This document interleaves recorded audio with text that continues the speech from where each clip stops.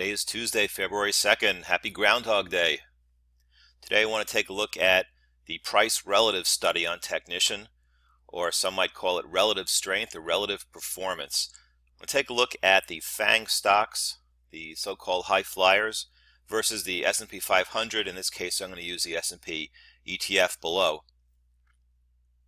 So anyway, the price relative or relative performance study just takes the item in the top part of the chart and divides it by whatever index you select. In this case, again, the S&P 500, so I'm looking at stocks versus the market. And here we see Facebook, and I talked about this in my column yesterday for Barron's. You can see Facebook was flat and then corrected down with the market in the beginning of this year. But look what's going on in the relative performance chart. This thing was flat, meaning it was performing with the market. So way back in time it was outperforming, and then it flattened out. So you could say that instead of really pulling back on all burners, so to speak, I'm doing air quotes, it just merely performed with the market as its own breather. And then this chart is as of a couple days ago, and you can see that with the flat on balance volume versus the market, it had a chance of doing well. In other words, it hadn't really told us that it was done. And if we scroll forward in time, you can see what happened here. There's the earnings, and we'll move to the current day. All right, and of course money's flowing in, continues to flow in even after the gap up. So we had an indication that Facebook was still okay versus the market. Now let's take a look. I'm going to scroll back a little bit. Let's take a look at what happened to Google or Alphabet. I'll never call it that, but that's the way it is. All right, here we have it a couple days ago. But look at the the price relative versus the S&P 500 here on Alphabet. This thing is still rising, and it was rising even during the correction. So that meant it was pulling back even less than the market. This was, you could say, the last stock that people were getting rid of. So that means demand for it, and probably good things ahead, at least not bad things. And if we scroll forward in time, you can see on balance volume is still going up and up until there's the gap up today.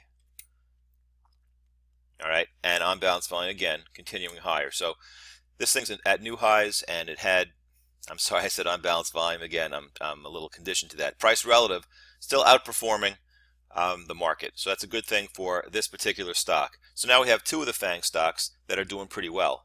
But if we keep going, and we look at Netflix, that's a different story.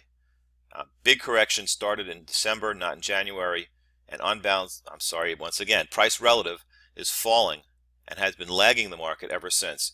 Even the last couple of days, still lagging the market. So I would say that Netflix is really not participating anymore, and it is gone as a leader. And finally, Amazon. Similar story, not exactly the same. Here we have it had flattened out in performance in November and December. And what happened here, we have a false breakout. And let's put a little line here just to make it crystal clear. I don't know why I put a dotted line there. Let's do that again. Let's change the color to black, and we'll change it to a solid line. And here we go. There we go. That makes it pretty clear that this stock had a breakout and a failure, a false breakout, and then the gap down. So I couldn't predict that, but looking back in time at what happened, we have flat performance, and then after the gap down, of course, it's starting to lag. A little bit of excitement a couple days ago in the news, but it didn't last, obviously, and price relative still falling. So I would say that Amazon is also no longer leading. So as I mentioned in my column yesterday, that half the FANGs are out of the picture. So that's probably not a good thing for the market.